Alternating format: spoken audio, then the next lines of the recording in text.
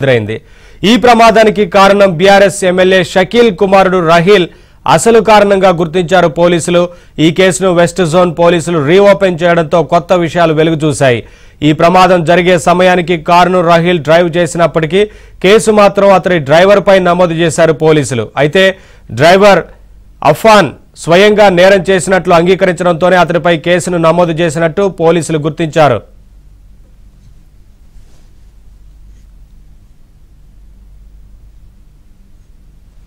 Updates మా crime bureau incharge Venkat నడి తెలుసుకుందాం। వెంకట్, ఈ కేసుకు సంబంధించి పోలీసు అధికారులు ఏం చెప్తున్నారు, ఏంటి వివరాలు? నవీన్, ఏదైతే మొత్తానికి మాజీ ఎమ్మెల్యే షకీల్ కొడుకు రహీల్ పై ఒక్కో కేసు కూడా తీవ్రంగా అవడంతో మెడ కూర్చి ముగిస్తుందని చెప్పవచ్చు। ఎందుకంటే గత కొద్ది రోజుల క్రితం పంజగుట్ట పోలీస్ స్టేషన్ లో నమోదైన కేసులో ఇప్పటికే అతను పరారీలో ఉన్నాడు। పరారీలో ఉన్న సమయంలో కూడా కేసు దర్యాప్తులో భాగంగా అక్కడ సీఎం క్యాంప్ ఆఫీస్ వద్ద బారికేడ్లను గుద్దిన కేసు దర్యాప్తులో భాగంగా ఇద్దరు సీఐలపై కూడా చర్యలు తీసుకున్నారు। తర్వాత మరికొంతమందిపై చర్యలు తీసుకున్న తర్వాత కేసు దర్యాప్తులో ఉండగా అనేక సంచలన విషయాలు వెలుగులోకి వస్తున్నాయి।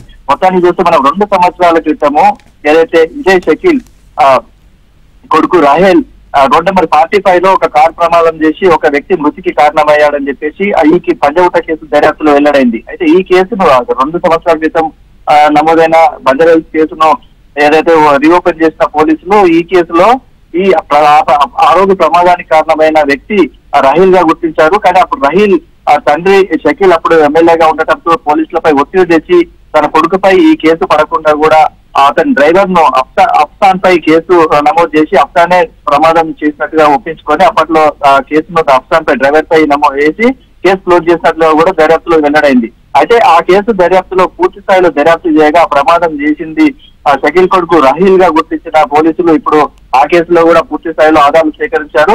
దీనికి స్వయంగా అప్పుడు ఏదైతే వాహనం నడిపిన అఫ్సాన్ ఒప్పుకున్న అఫ్సాన్ పై అతను పూర్తిగా స్టేట్మెంట్ నమోదు చేయడంతో అతను నేను వాహనం నడపలేదు, కేవలం నడిపింది కూడా ఎమ్మెల్యే కొడుకు రాహీల్ కాబట్టి అతను నన్ను డ్రైవర్ చేస్తున్నట్లు ఒప్పుకుంటే నాకు కొంత డబ్బు ఇస్తారని చెప్పడంతో నేను ఈ కేసులో ఒప్పుకోవాల్సి వచ్చిందని చెప్పేసి కూడా పోలీసుల వాగ్మూలం ఇచ్చాడు। అయితే దీంతో ఈ కేసు దర్యాప్తులో కీలక మలుపు తిరగడంతో ఇప్పుడు ఇతన్ని రాహీల్ ప్రస్తుతము దుబాయ్ లో ఉన్నట్టుగా కూడా సమాచారం ఉంది। ఇప్పటికే ఇతనికి నోటీసులు ఇచ్చారు। తర్వాత ఇతను ఎట్లాగైనా హైదరాబాద్ తీసుకువచ్చి ఈ కేసులో పూర్తి స్థాయిలో ఈ 2 కేసుల్లో కూడా అతనికి శిక్ష పడేటట్టు కూడా పోలీసులు పూర్తి స్థాయిలో ఆధారాలు సేకరించారు। అయితే ఈ కేసులో ఇంకా ఎవరైనా ఉన్నారా, దీనికి ఇంకా ఎవరైనా సహాయం చేశారా అన్న కోణంలో కూడా అయితే దర్యాప్తు చేస్తున్నారు।